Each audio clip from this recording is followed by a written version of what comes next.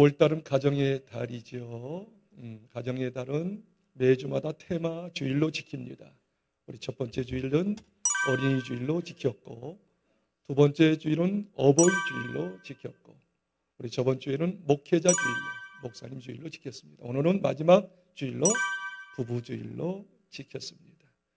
부부가 없다면 우리 가정의 주일이라고 해도 과언이 아니니까 섭섭하게 생각하지 말고 은혜 받으시기를 주의 이름으로 축복합니다.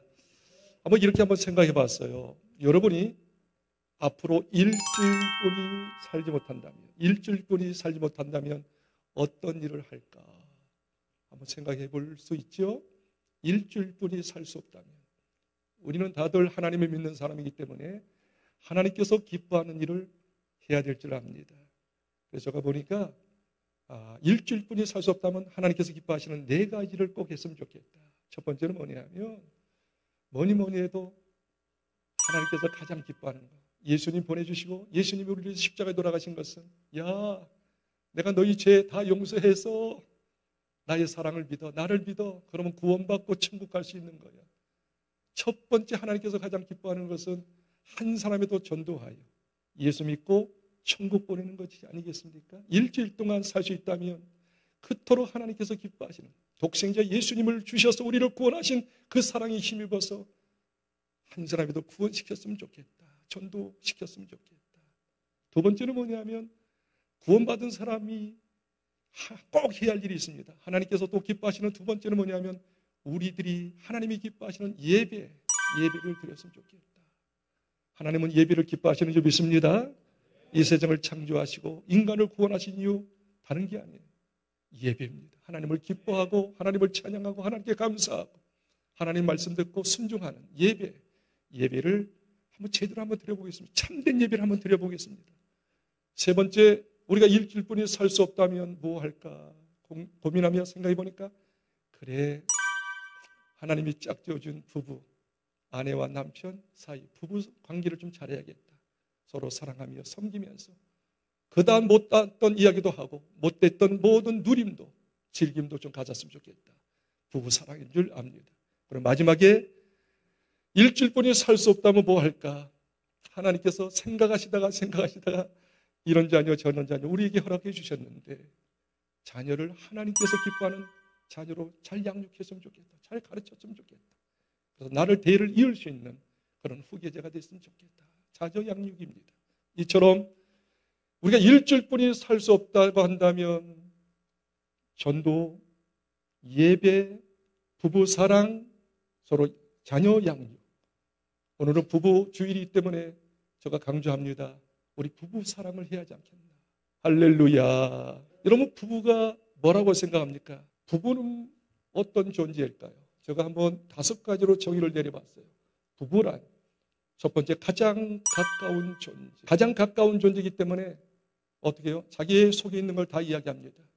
자기 고민도 이야기하고 혹은 너무 가까우니까 짜증도 내고 신경질도 내고 만만하니까 그렇습니다.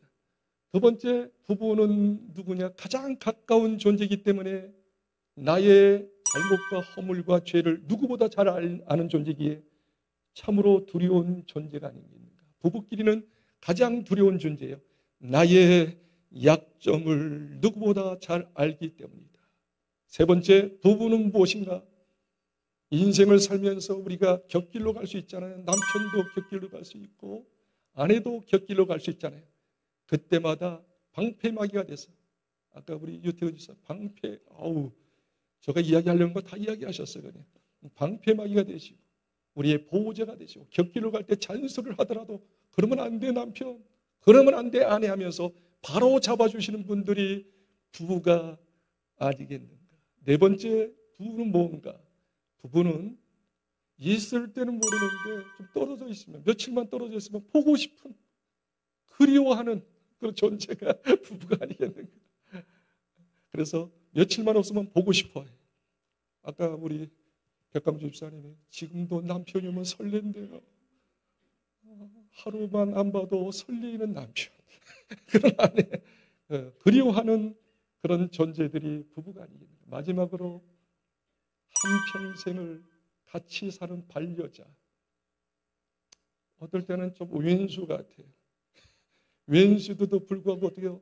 진짜 끝까지 함께하는 관계가 부부 관계가 아니겠는가. 어느 TV에서 오래전인데 아나운서가 할머니한테 여쭤봤어요. 할머니, 예, 할아버지가 어떤 분이에요? 할머니가 어떤 분이에요? 그러니까 조금도 서슴없이 원수라고 이야기합니다. 아니, 할아버지가 어떤 분이에요? 다시 재차 이야기하니까 이 할머니와 평생 원수 그랬다는 거예요. 그래서 또 이렇게 이야기했답니다. 아나운서가. 그러면 다른 분하고 결혼하고 싶지 않아요? 다른 분하고 결혼하고 싶지 않아요? 그러니까 대뜸 또 이야기하려. 그놈이요. 그놈이요. 그렇습니다. 겉으로 볼 때는 좋은 남편처럼 보이고 좋은 아내처럼 보이고 대단한 이상적으로 보이지만 막상 살아보면 단점 다 드러나잖아요. 죄송합니다. 그놈이고 그년이고 사람은 다 똑같습니다. 그런데 여러분 저희 말씀을 잘 들으십시오. 이 세상에서 부귀, 영화, 공명, 향락을 제일 많이 누렸던 분, 그분이 솔로몬 대왕입니다. 솔로몬 대왕이 노년 때 연세가 들어가지고 늙었을 때 하나님의 영감을 받고 하나님의 빛비침을 받고 인생이 무엇인지를 나름대로 정리해 놓았습니다. 그 책이 전도서입니다. 솔로몬 대왕 모든 걸 누렸던 사람, 부족함이 없었던 사람, 원하는 거 다 했던 그 솔로몬 대왕이 말년에 이렇게 이야기합니다. 우리 한번 읽어볼까요? 전도서 1장 2절입니다. 시작. 전도자가 이르되 헛되고 헛되며 헛되고 헛되니 모든 것이 헛되도다. 헛되다고 하는 것은 한 번이 아니고 5번이나 헛되고 헛되니 헛되고 헛되며 모든 것이 헛되도다. 인생살이 살아보니 결론은 인생의 모든 것은 헛되도다고 이야기합니다. 헛되라고 하는 뜻이 뭘까요? 히브리 말로 잡히지 않는다 그 말이 있어요. 잊긴 것 같다. 스모커 현상이다 그렇게 이야기합니다. 잡으려고 하는데 엎어졌어요. 잡히지 않는데 헛되다. 더 쉽게 이야기하면 모든 걸 다 해봤지만 마음속 중심에 참 만족, 참 기쁨, 참 행복이 되지 못한다. 순간적인 쾌락과 향락은 있을지라도 마음 중심에서 우러나는 진정한 기쁨, 행복은 얻지 못한다. 세상의 어떤 것 가지고 진정한 기쁨, 만족은 얻지 못한다고 이야기합니다. 자, 그러면서 놀라운 이야기예요. 이 세상의 모든 세상살이 어떤 일을 하든 할지라도 다 헛되고 참된 만족이 없는데 참된 만족, 참된 기쁨, 참된 행복을 얻을 수 있는 비결이 하나 있는데 하나님께서 짝지어준 부부끼리 서로 섬기며 사랑하며 그 가운데 주어지는 행복은 정말 최고의 가치요 축복이라고 이야기하고 있습니다. 부부끼리 아기자기하게 진정으로 행복하게 사는 것은 세상살의 모든 것이 헛되지만 가장 헛되지 않고 귀한 것은 부부끼리 사랑하며 행복을 누리는 것이라고 이야기하고 있습니다. 우리 한번 성경을 읽겠습니다. 전도서 9장 9절입니다. 시작. 내 헛된 평생의 모든 날 곧 하나님이 해 아래에서 내게 주신 모든 헛된 날에 내가 사랑하는 아내와 함께 즐겁게 살지어다. 그것이 내가 평생의 해 아래서 수고하고 얻은 내 몫이니라. 내 헛된 평생이라고 했습니다. 모든 헛된 일이라고 합니다. 부귀, 영화, 국명, 향락을 다 누려도 그건 다 헛될 거다. 진정한 행복할 수 없다. 그런데 진정한 행복하는 비결이 있는데 여기 보세요. 내가 사랑하는 아내와 함께 즐겁게 살지어다. 부부끼리 정말로 즐겁게 사는 것만큼 가장 가치 있고 복이 없다. 마지막 부분에 이렇게 얘기합니다. 수고하고 얻은 내 목이다. 목이라고 하는 것은 내 복이다. 최고의 복이 있다면 부부끼리 잘 사는 것이란다.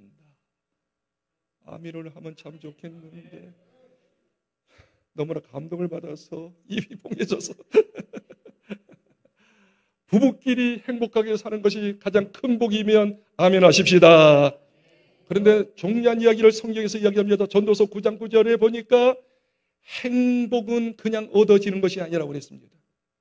행복은 그냥 수용하는 게 아니고 여기 보니까 수고하여 얻은 복이다 그렇게 얘기합니다. 행복은 어디서 오느냐? 진정한 기쁨은 어디서 오느냐? 수고할 때 얻어지는 것입니다. 수고한다는 건 뭐예요?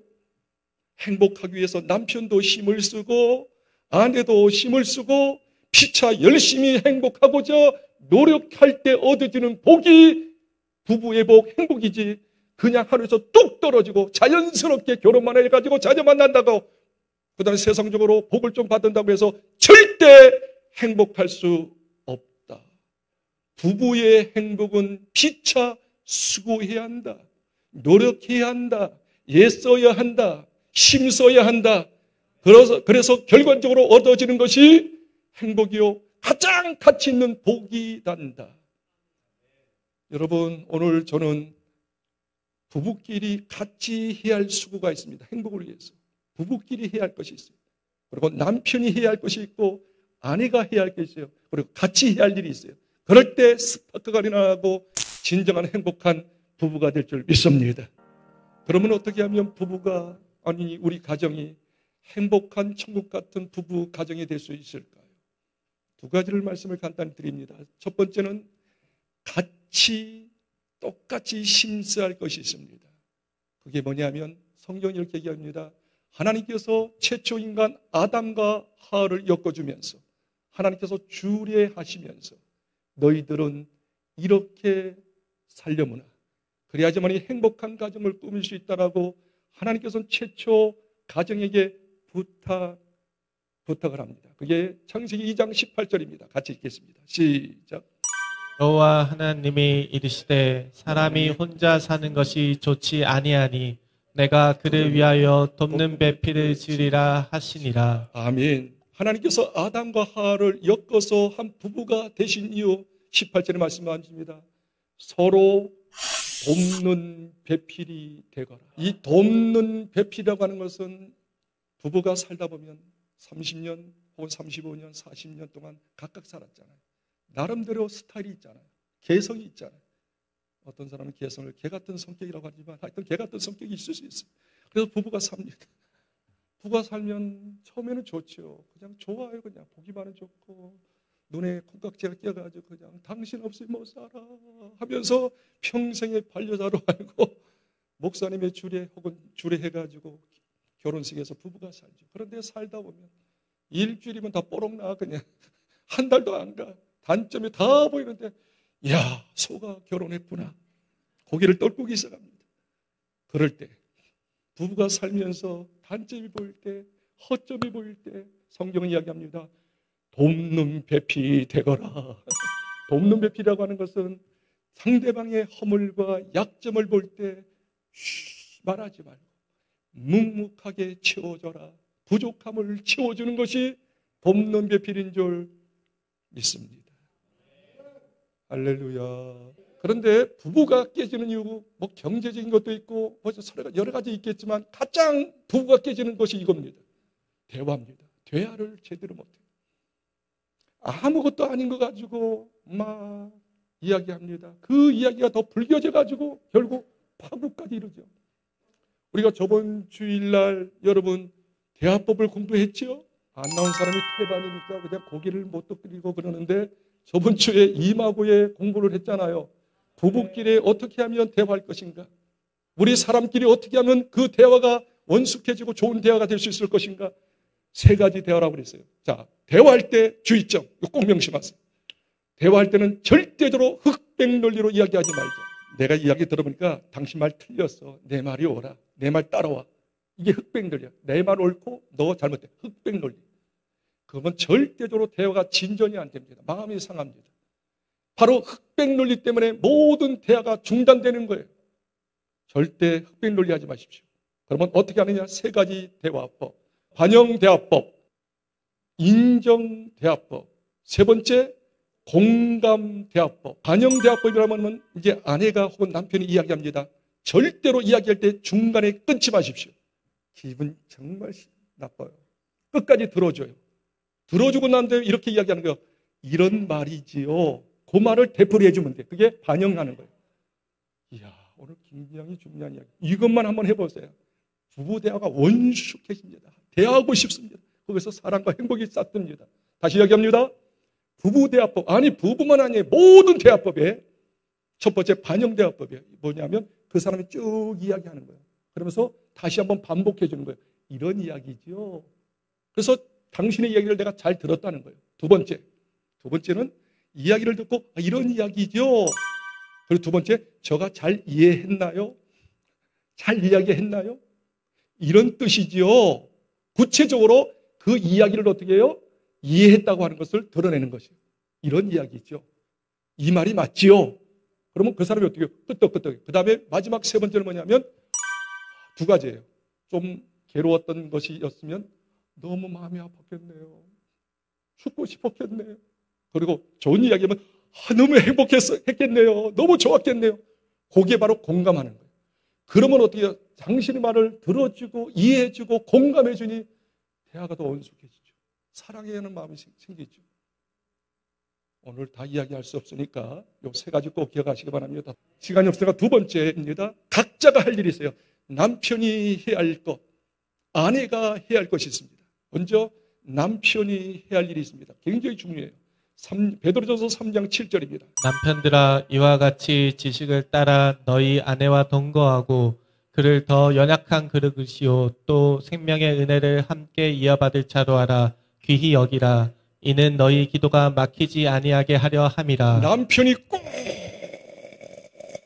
알아야 할 게 있습니다. 진짜 이 남편들이 너무 몰라. 여자를 몰라도 너무 몰라. 저도 그랬어요. 여기 3장 7절에 이렇게 얘기합니다. 남편들아 그랬잖아요. 이와 같이 지식을 따라. 그러니까 남편이 좀 여자에 대한 지식이 있어야 해요. 어떤 지식이요? 그 다음 말. 너희 아내와 동거하고 그를 더 연약한 그릇이요 여자는 연약한 그릇임을 지식으로 알라. 그러면서 말하기 이렇게 합니다. 또 생명의 은혜를 함께 이어받을 자로 알아. 따라합시다. 귀히 여겨라. 두 가지 단어. 연약한 그릇, 귀히 여길 자. 그 다음에 두 번째는 아내에게 이야기합니다. 제가 지금까지 남편만 이야기하면 안 되잖아요. 아내도 할 것이 있잖아요. 그러면 아내는 무엇을 할 것인가? 오늘 성경은 이렇게 얘기합니다.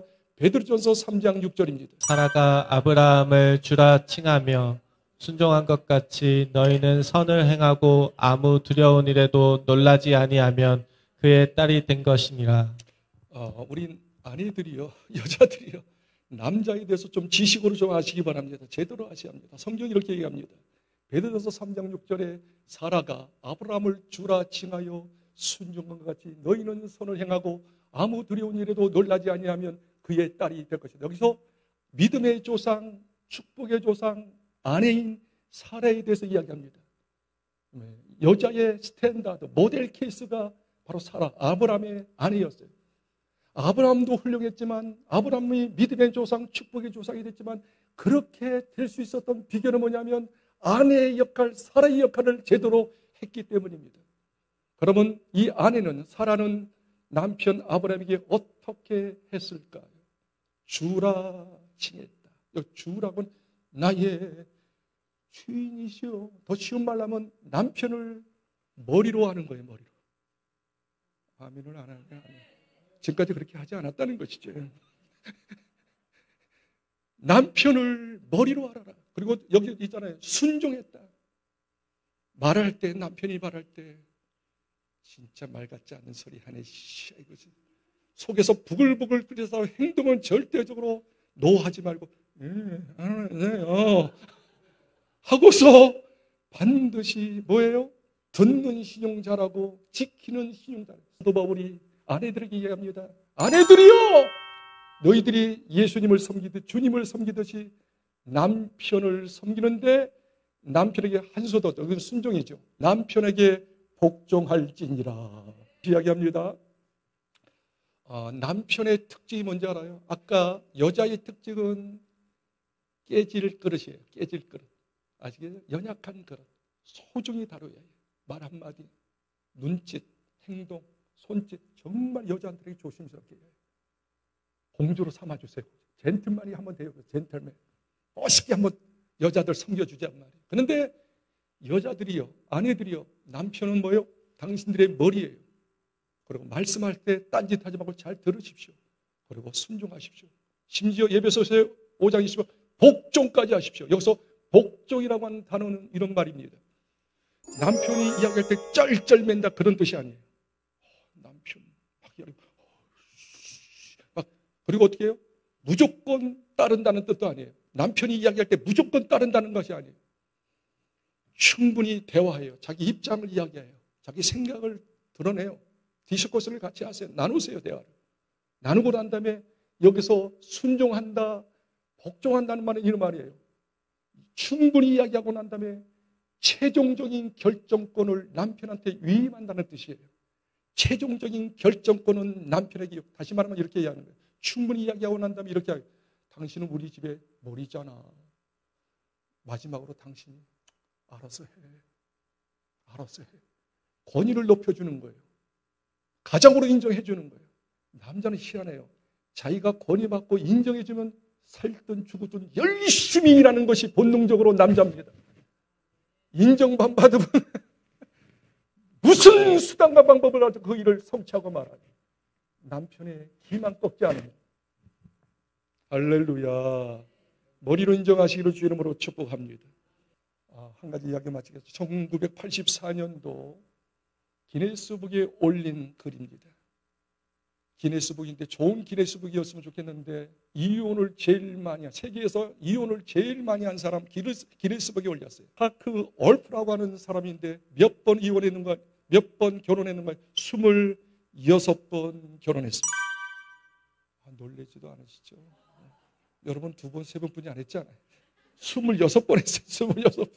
그런데 그분이 죽기 전에 울면서 이렇게 고백했다는 거예요. 여보시오, 여보시오, 기자 선생님. 제가 26번 결혼해봤지만 내가 다시 한번 결혼할 수만 있다면, 기회를 준다면 나는 조강지처하고 평생 같이 살고 싶습니다. 결혼해보니까 이런 말에 미안해요. 그년이 그년입니다. 그 여자가 그 여자입니다. 다 똑같습니다. 그저 한 사람에게 오늘 성경에서 배운 것처럼 돕는 배필로 남편을 존중히 여기고 아내를 존중히 여기고 그렇게 행복한 가정 꾸미는 것이 가장 복인 줄 알았습니다. 여러분 지금 있는 남편, 아내 사랑하시고 잘 섬기시길 바랍니다. 없다면 우리 가족도 잘 섬기시길 바랍니다. 전도서 9장 9절 읽고 마치겠습니다. 전도서 9장 9절 다시 한번 복습하면서 읽겠습니다. 시작! 내 평생의 모든 날 곧 하나님이 해 아래에서 내게 주신 모든 헛된 날에 내가 사랑하는 아내와 함께 즐겁게 살지어다. 그것이 내가 평생의 해 아래에서 수고하고 얻은 내 몫이니라. 헛된 인생, 정말 가치 없고 무의미한 인생 가운데 가장 헛되지 않는 것, 가장 가치 있는 것은 부부끼리 행복하게 사는 겁니다. 그런데 행복은 그냥 주어지지 않아요. 수고하여 남편들이 잘할 때, 아내들이 잘할 때, 피차 잘할 때 잘 되는 줄 믿습니다.